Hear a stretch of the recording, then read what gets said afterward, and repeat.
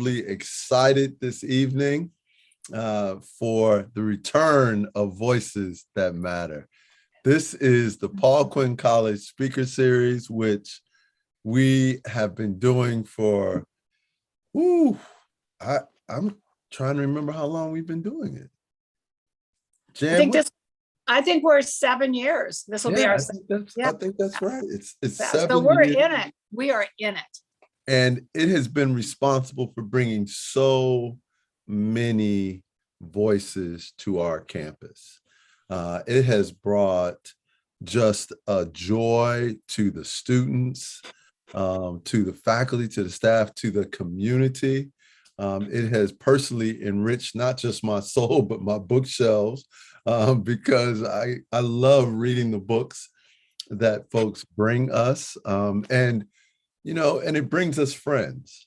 And one of the best friends that the Quinn Nation has is our very own alum, Jan Miller, who has Jan and her husband, Jeff, have been great, great friends to the Quinn Nation, to our students, to Natalie and I. We love them. And so the Voices That Matter is the brainchild of Jan, and we cannot restart the series without hearing from the legendary Jan Miller herself. So with no more delay, I give you the wonderful, the effervescent, the bucket hat wearing with full style display, Jan Miller. I love Paul Quinn and all the Quinnites. I can't wait to be there in person and look into all your eyes and faces. I mean, we've all been Zoomed so much that I really look forward to filling that auditorium and having these great discussions and the fun that we had for the past 6 years, really. So it's a huge honor to be part of it. It makes me very excited and very happy, especially when, the entire world is driven by fear at this moment. It doesn't, we can all look around and see what's happening. And so I think when you have moments where you can talk about things that are, a great work, a great book, and meet a great writer and hear their journey and why they wrote the book. I think that that's emotional. And I think these emotions are triggers to make us smile again and to start conversations. We've been separated, and we need to speak to each other. We need to find out other people's stories. We need to reach out. You don't want to be in plain sight and not seen. And so that's what, with Voices That Matter, is what we wanted to do. And so it's an honor to be part of it. And it is a particularly huge honor for me to introduce you to Anita Kopez. She is an extraordinary author. She wrote a book called Shallow Waters. I'm going to have her tell you the whole inspiration and how she created it and what it is. It's such an important book. It will be a film. She's stepped into a very big literary career, and we're enormously proud of her. And she has the biggest heart and the kindest heart. And I just fell madly in love with her when we met. And I hope that I'm here talking to you and I'd say, oh, guess what? This is Anita's 10th book. So ladies and gentlemen of Paul Quinn Nation, meet Anita, my good friend Anita. Shallow Waters is her book. Thank you so much, Jan. It is such an honor to be here, Prez. I hear that's what we call you. It's wonderful to have you. Thank you. Well, we are going to do a chat, and Anita and I will chat, and then we have Ehud and Leah who will join us in a little bit. And I could ask a lot of philosophical questions, and we'll get into the deep stuff. But at the outset, I just need to talk about your hair because it is glorious, right? It is magnificent. And look, clearly I've got some hair envy going on here, okay? I'm going to send you a hat. Thank you. So I have to tell you a funny thing about my hair. So when we all went on lockdown, the hair I had was like shaved on the side and then like curls in the front, right? And throughout the lockdown, I was not getting any haircuts. So I started to look like a poodle or something, right? Because it was like growing here and growing here. And so I just shaved it all off. And now this is the afro growing in its natural glory. We had two distinctly different lockdown hair experiences.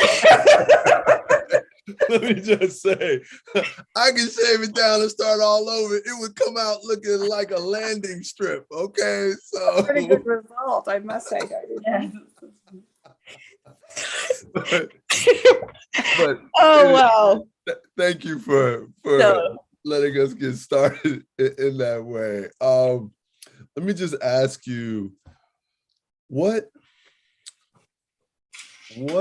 made you want to share your voice in this way? So I love that question. For me, Shallow Waters is a love letter to Black women. And I love Black women so much. I feel like we carry so much, and we have carried so much. And this to me was a way to help us really remember who we are. Because I know you said earlier, a lot of our mythical stories are not out there. And what Shallow Waters is about Yemi, who is a Black goddess in the Yoruba tradition. In West Africa, and she's a mermaid, and so many of these stories are not told. And so I wanted to be able to tell the story. And what was really amazing is when because this was published by Charlemagne on his Black Privilege Publishing, and when he read it, he called me in 2 days. He's like, "We need to do this," but then he was like, I asked him later, I was like, "Do you know who Yemeya is?" He's like, "Yeah, the main character in your book." I was like, "No." A little more than that, right? I was like, "She's more." And I was like, "I bet you've heard of her." And he was like, "No, I haven't." I was like, "Do you know the poem from Love Jones?" Right. And maybe the young kids are not going to know Love Jones, but if you don't, go see Love Jones, rent it. It's an amazing movie. And he starts reciting the poem, and he gets to the part where he says, "Are you Yemeya?" "Hell no, you must be Oshun," right? And so he was like, "Oh my gosh, I've been saying her name this whole time, and I had no idea who she was." And so this was just my love letter and my way to help us remember the parts of our story that is not often told to so many of us. Well, shout out to Charlemagne, who is also a friend of Voices That Matter, who's been to the college and shared his story with us. Which is how I met the amazing Jan. This is a whole family thing. We're taking her all the way. Let's go. So it's really fun. Well, so for a lot of our students, and even for many of us on the staff and the faculty, we didn't grow up hearing the stories of our African mythology, right? Just as we didn't hear the stories of our native land. When did you fall in love with these stories and with this version of mythology? Yes, so much like you, I did not grow up hearing about her. And when I went to college, I went to UC Berkeley in California. And that was when I first heard about her. And one of my friends had told me about Yemeya, and that she was a Black mermaid deity that watched over our ancestors as they went over the Middle Passage. And when she said that, I'm getting them right now too. I got chills all over my body. And I was like, what?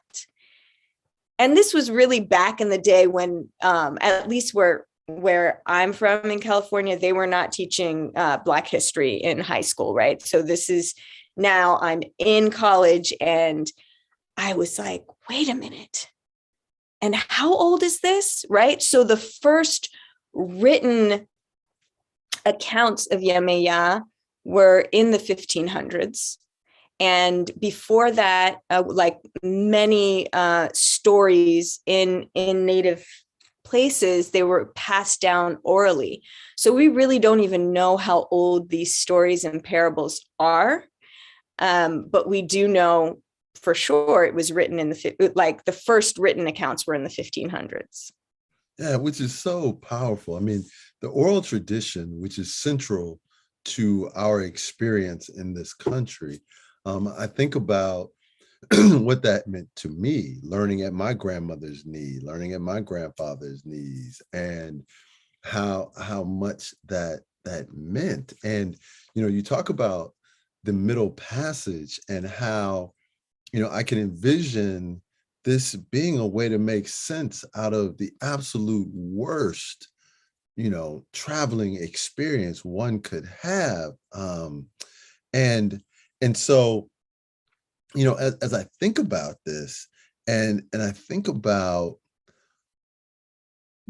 just the inspiration it must have taken for you to get to this place, like what inspired you to become a writer? I mean, being an author is a really ambitious career path, but you don't get there without an inspiration. What inspired you to do this? Yeah. Well, it really was that story that I heard, and it was as if it just seeped into my soul, right? And I was doing other things. I'm also a psychologist, and I was the editor of Heart and Soul for 5 years. By the way, I loved that magazine. I'm not going to really admit that, it's sort of like brothers reading Essence. Like you found it in the bathroom, right? Like your wife left it. I can neither confirm nor deny. Right?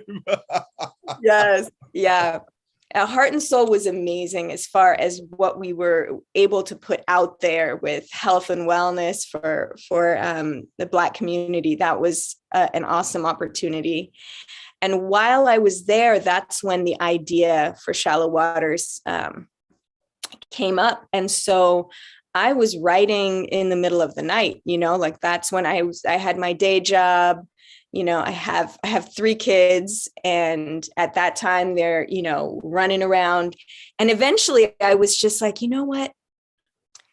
Because then I would start to like write at the computer and then fall asleep. And I'm like, if I do this, I'm never going to finish this book. I'm never going to finish this book if I just leave the time at midnight to start writing, right? And so what I learned to do, which I didn't think I'd be able to do, is I started to just write in the middle of the day while the kids are running around, while I probably should have been doing other work. No one needs to know. No one needs to know. It's our secret. It's our secret.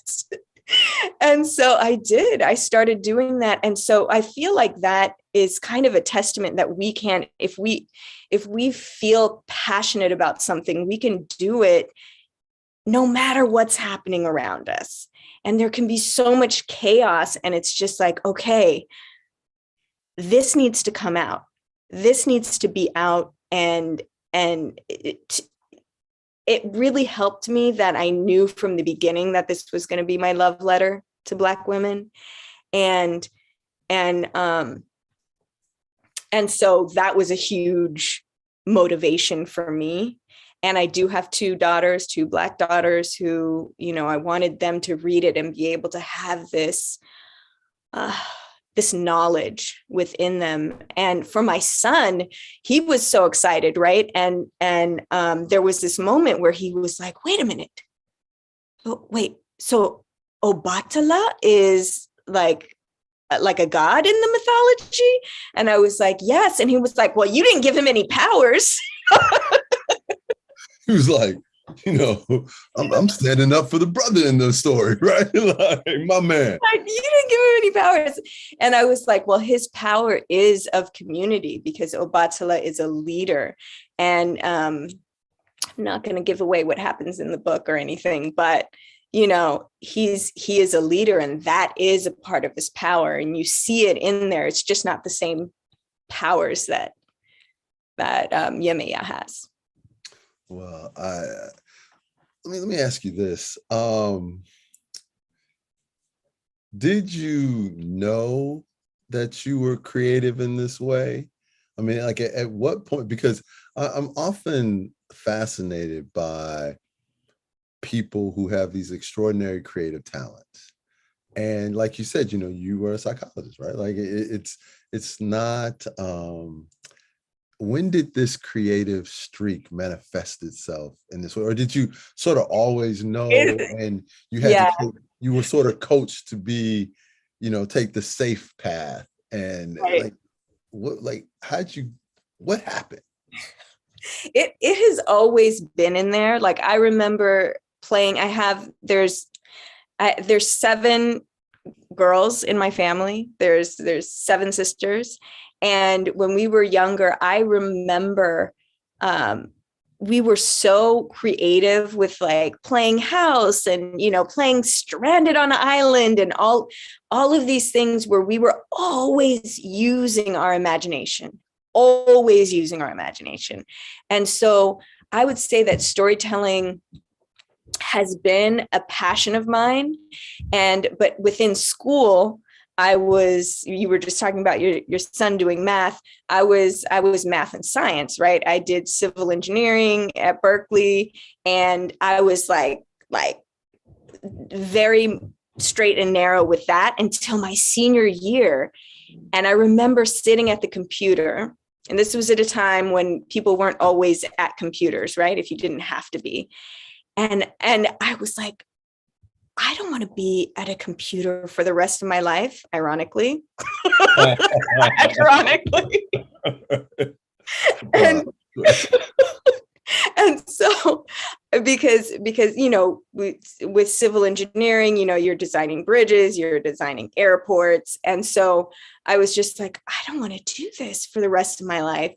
And I went in and I was like, I want to change my major. And they're like, you're a senior and school's almost over. I was like, I want to change it.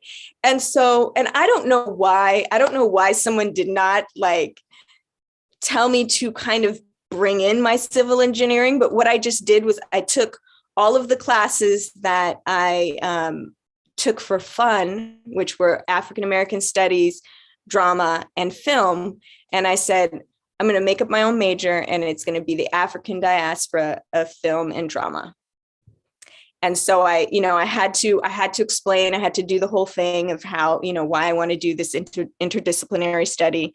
And they agreed, they let me have it. But that's deep. I'm trying to think how that conversation would go at Paul Quinn.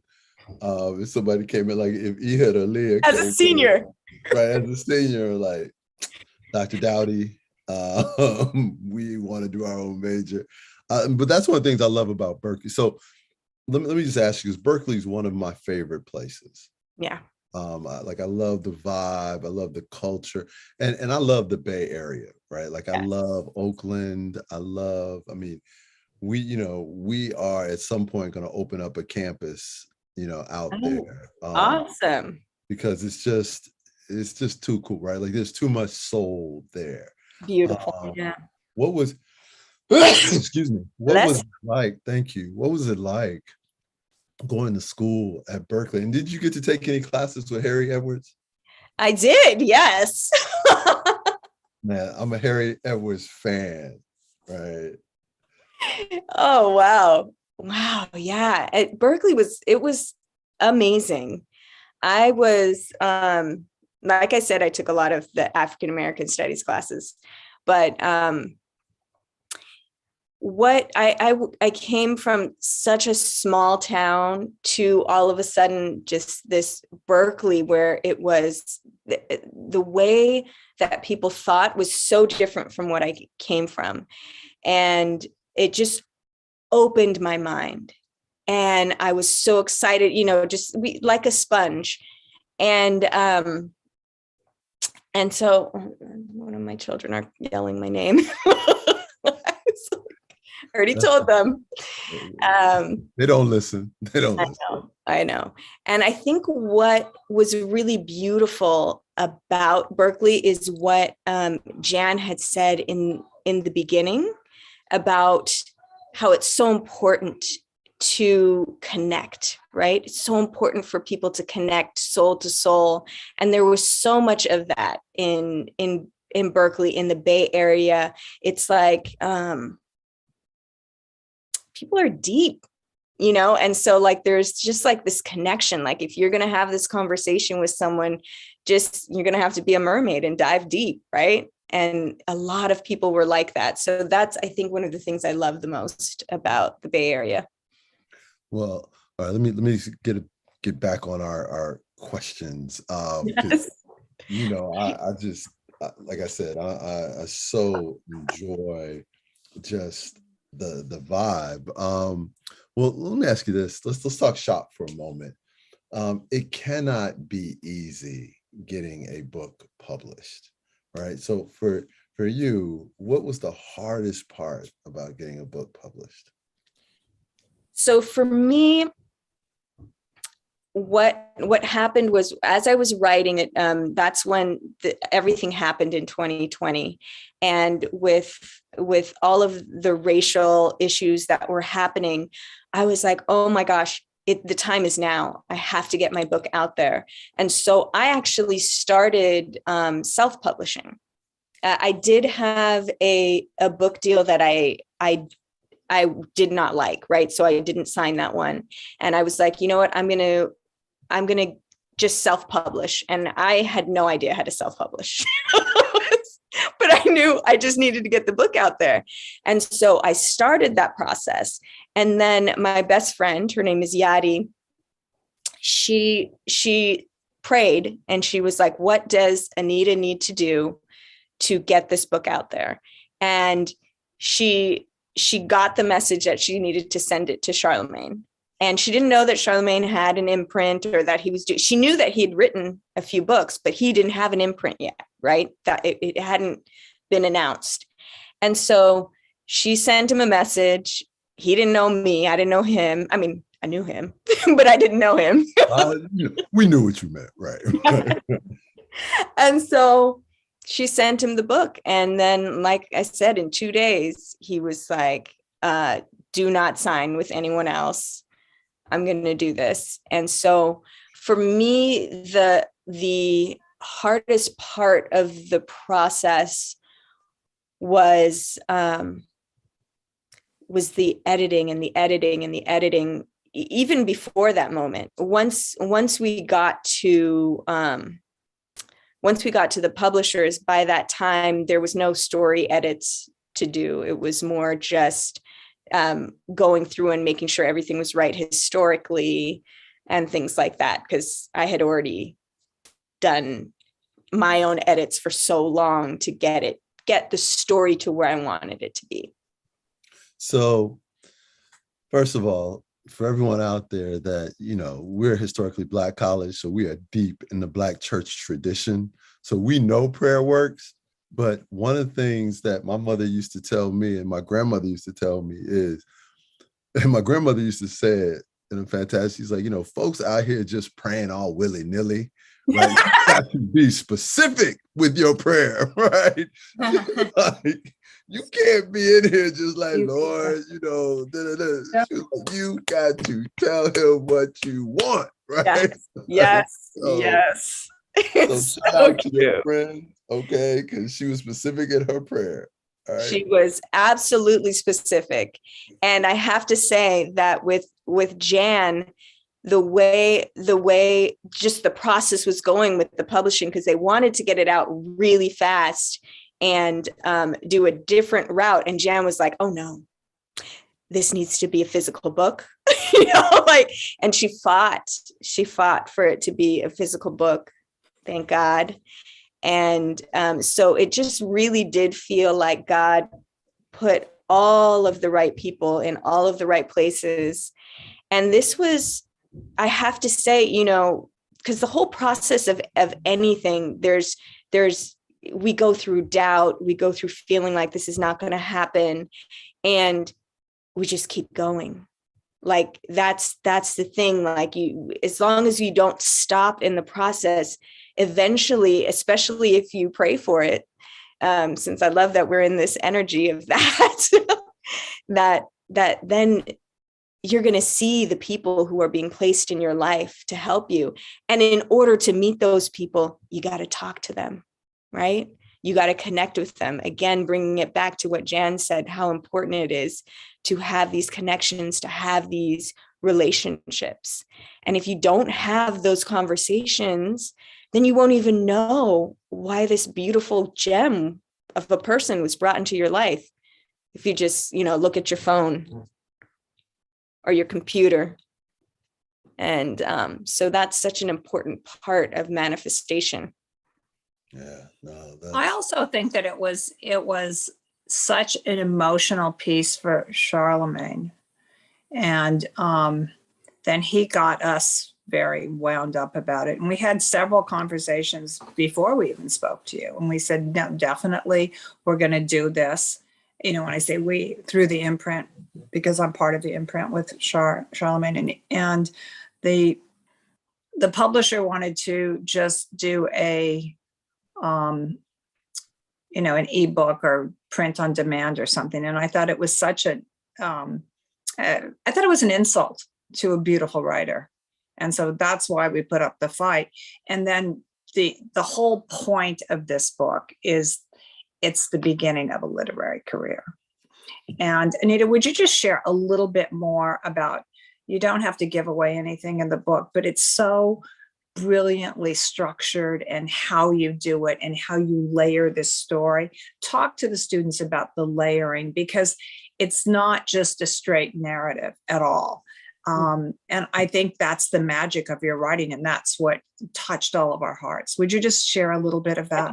Absolutely. What you did, and, you know, a little bit of the story. You can give a little bit. Okay. So Shallow Waters is about Yemeya, who is a Black mermaid, and it takes place in not the beginning, but in the like early 1800s, and the story starts as a mermaid tale, usually does start where a mermaid falls in love with a fisherman. And this is actually on the west coast of Africa. And she falls in love with a Yoruba fisherman named Obatala. And he is stolen, kidnapped by the slave ships and taken to the New World. And she follows the ships underwater. So she has her own middle passage underwater, and she's determined to save him. And so when she gets to the New World, she realizes that she can't get on land. And she's like, I have to figure out how to turn into a human. And she has her whole process, which takes 40 days and 40 nights. And and so, yes. And so I'm not going to give all of the story, but that's really all that happens in the beginning. And so the whole book is her trying to find her love in this place where all of a sudden her skin color makes her a slave, and enslaved African, right? But so what was layered underneath all this is the intention of us remembering who we really are, right? And so while there are words written on the page, I had this whole other undercurrent happening of, you know, a person figuring out and remembering who they were, which is a divine being, right? And so this is what I want. The heroine journey of Yemeya is how I want people to feel in their own life when they're done reading this. So that once you've read it, it's like, okay, what am I here for? Let me do that. And one of the most important things that someone told me when I was in college was do one tiny little thing each day that goes towards what it is that you want to do in life. And within a year, even if you write 1 page a day, within a year, you'll have a book, right? It wasn't that easy for me, but. So cute. That's not the point. There can be other little things, right? Like making little steps, because it doesn't have to be this huge step all the time. Just doing one little thing each day.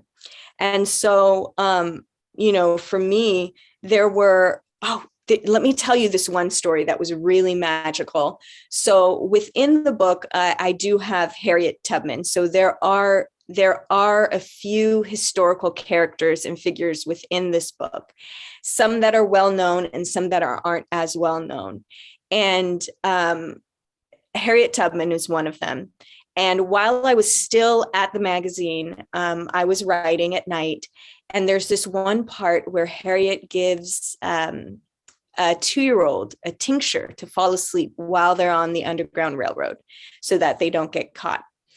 And after I wrote it, I was like, you know what?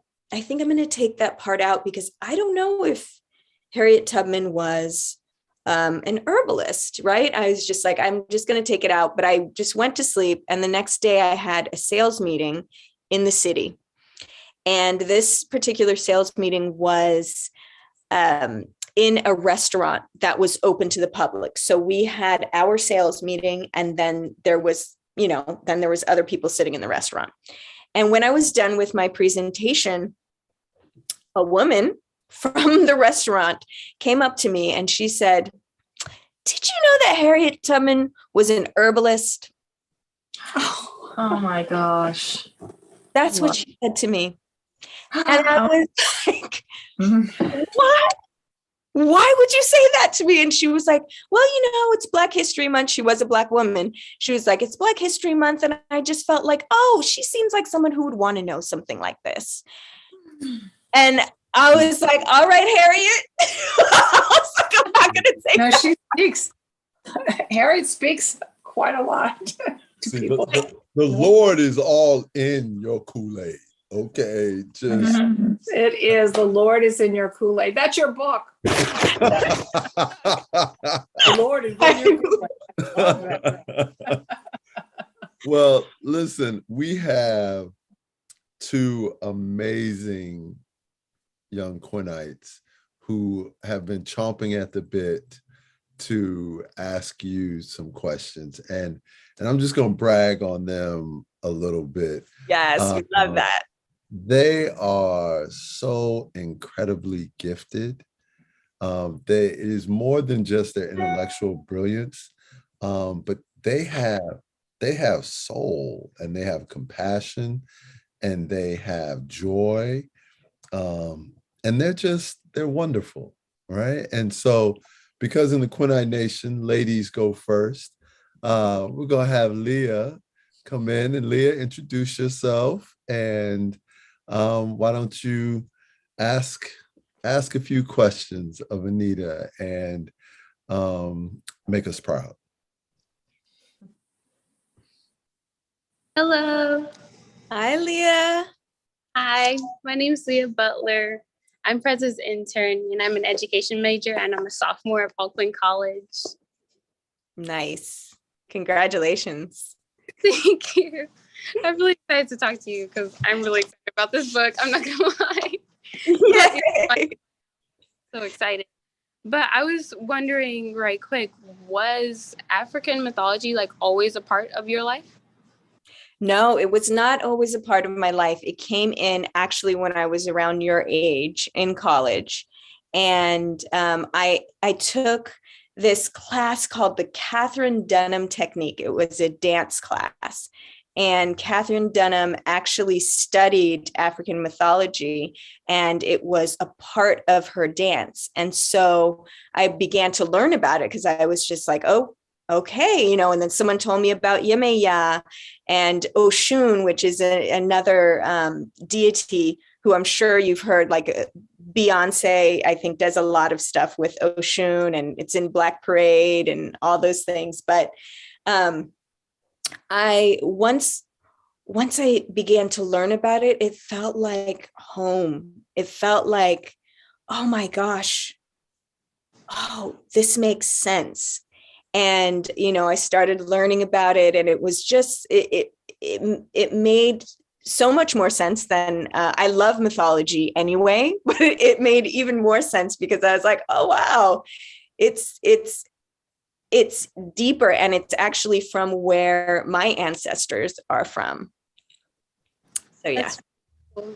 Thank you so much for answering my question. Yes, thank you for your question. Okay, I'm going to give it off to Ahud before I ask you too many questions. Never too many questions. Right. All right, so Ehud is another of our freshmen or sophomore. You know, we can't really keep track because they're flying through.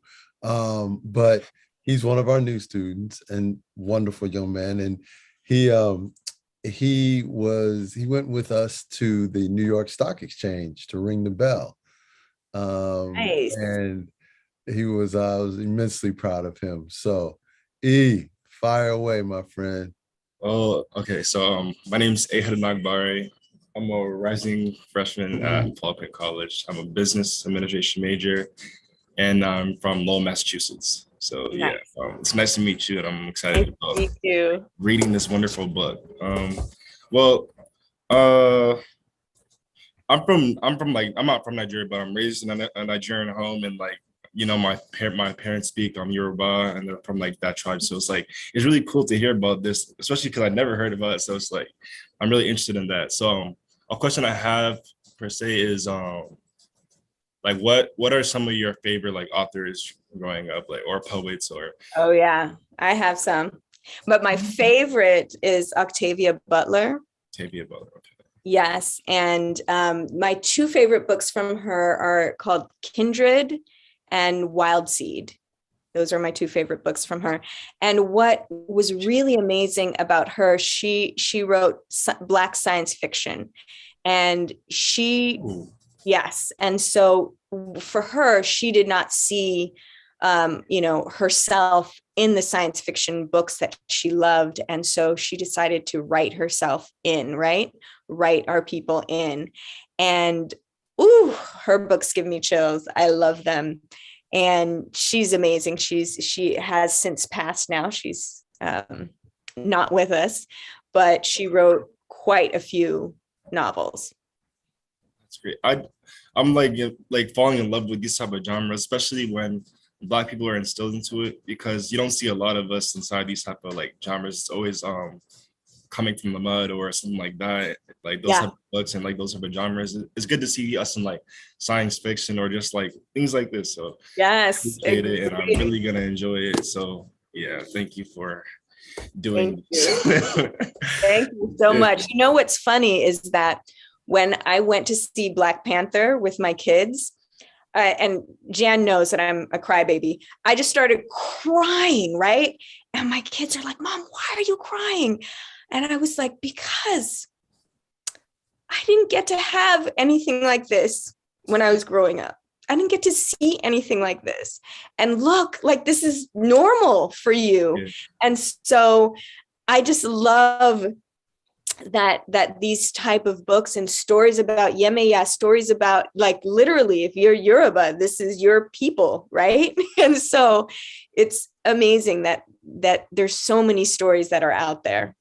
Oh, and they say we have Octavia Butler library. Oh, Yeah.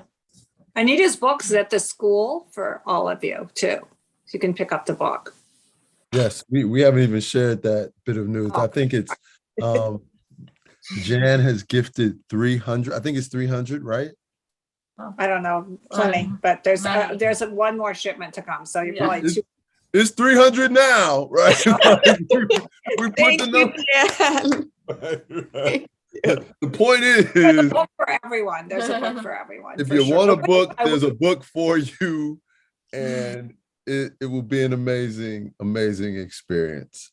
E, do you have another question? No, I'm just thankful that you made the book. So I'm gonna really get on that, and I appreciate you for coming and talking to us. So yeah, We're thank so happy to be here. I want to say one thing to the students at Paul Quinn is that what's happened over the last 2 years, maybe 3 years, is Black literature, Black writers have emerged in a very significant way. Don't you agree, Anita? I mean, it is the time. I mean, so many Pulitzer Prize book club winners.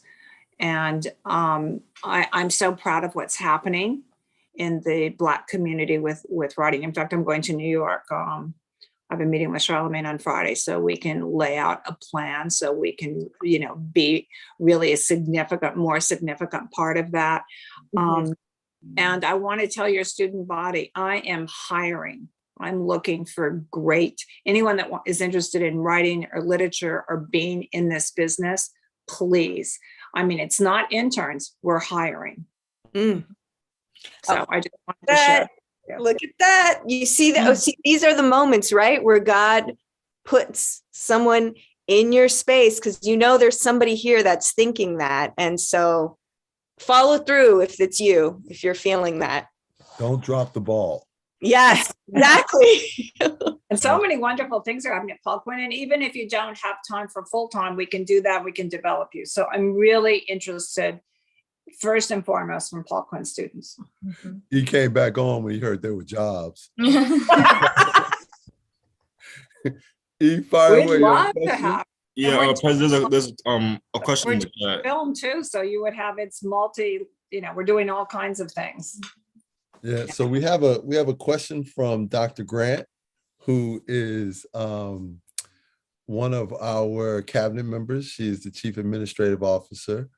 And she asked if we have a post-reading discussion group with students, are there any discussion guide questions we could reference? So I'm actually working on that. And I do have one that I am releasing when the paperback comes out. That's more of like a somatic question guide. So kind of guiding our emotions. Like Jan said, it can be a very emotional read. So guiding our emotions through it. But I am also putting together one that's more educational. So when I have that, I will definitely let you know. Okay. That's good. And so we have another question to Jan. What must one do to apply for a job offer? A job opening. Job opening is email us and or call, and we'll set an appointment. We'll have an interview. We can do a Zoom interview or we can do in person, but we would do it. We are hiring. And it's very important. We have I've really developed and Anita knows, a very multicultural business. I don't know, maybe 25% of our clients are Black, and it's not nearly as many Hispanic, but there's all kinds. We have Asian, whatever. I mean, we're very mixed, but we have a lot of Black clients, and I'm very interested in this category. And I've worked really hard specifically on this for 18 years to make sure that we were we represented many cultures. And lots of people who folks know, right? Like, so, Jan, it might not be a bad idea. I know you're humble, but you might very humble. You just might want to humble brag for a moment, so folks understand when you say 25%, the people you're talking about are like really significant. Want me to drop a few names? I can drop some names. Drop some names. Drop some names. Angela Rye, Angela Davis, obviously Charlemagne, Devon Franklin, Jeezy, young Jeezy. 2 Chains. Got 2 Chains. Oh, right. I knew I'd get a lot of it. That doesn't even, and now we Jeezy's can go. my brother, though. Jeezy is my brother. He calls me the plug. Yeah. Oh, No? so listen, I feel bad talking about you also represent And Bishop Jakes after you I talk know. about the That's what I was snowman. gonna say. Bishop Jakes and Charlemagne. That is how wide Bishop Jakes is like the love of my life. He's the best.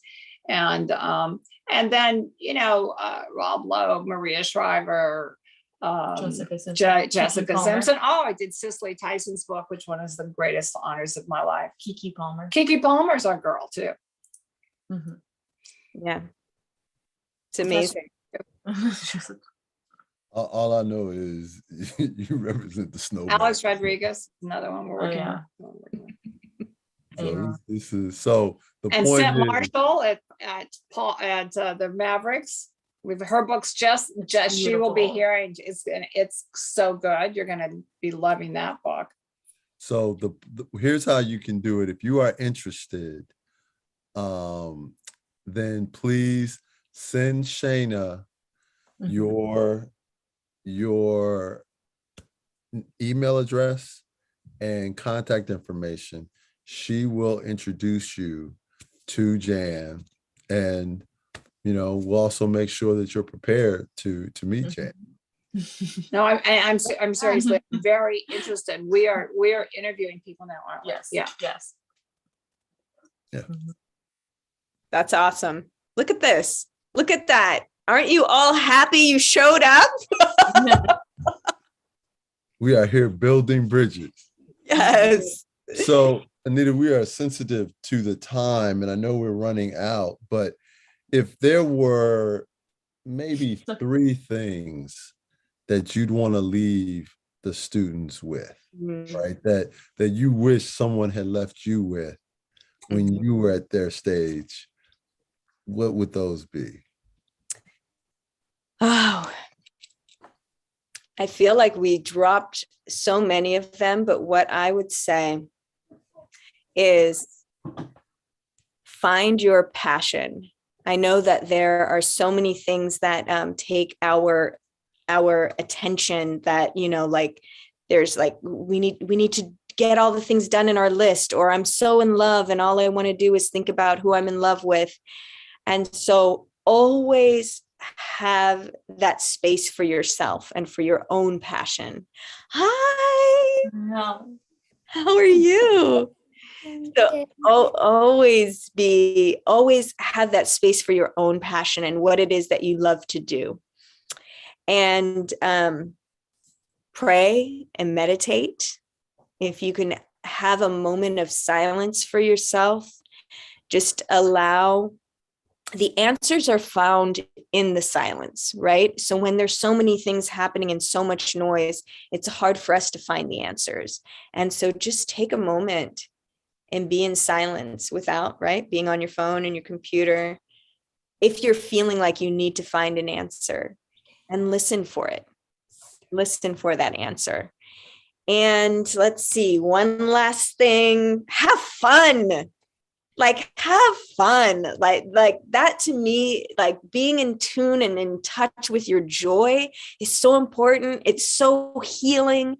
And if you find yourself like having a week without having fun, you know what? Add that on your list of things to do. Each day, do one thing that brings you joy.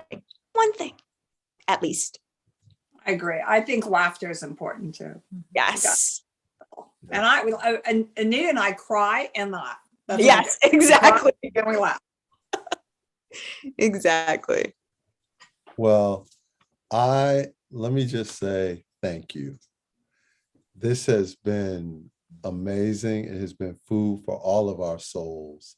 And we wish you the best of luck with the book. I'm confident it's going to be a New York Times bestseller because candidly, I don't think Jan knows how to do anything other than produce. It's going to be a film too, I can tell you that. Now, I'm so proud of her, and it's just a great journey that we're on. And it takes a lot of work. Publishing is not easy. It's not easy. But if you just stay on it and focus, and when you find you have a passion, that's exactly what Anita said. Find your passion. Yeah, absolutely. Wow. Anita, I love you. Thank you, Press. Thank you, all students. I can't wait to go in person. Next time I'm there, we'll have Anita with me, and we'll have a. Yeah, I'm sad because we did this all during COVID, so I didn't get to have the big Jan party in Texas. I know, we're going to have the Jam party. I had big parties here. The Jan parties are real. Charlemagne called me. He said, "You want to do a party for Anita?" I said, "I will when I can get people to come to the house," but we're almost there. Okay. Jan parties are real. So we look forward to seeing you at the Jan parties. Yes, I'll be there. Everyone, please join me in thanking Anita and thanking Jan. Thank you, Shayna, for the work you've done. E and Leah, as always, you represent us well. We wish everyone a wonderful evening. We'll see you in class tomorrow. Thank you very much. It's so good to be back home at Paul Quinn. Thank you so much to all of you. I love you all. All right, we love you too. Thank you. Bye-bye. Bye.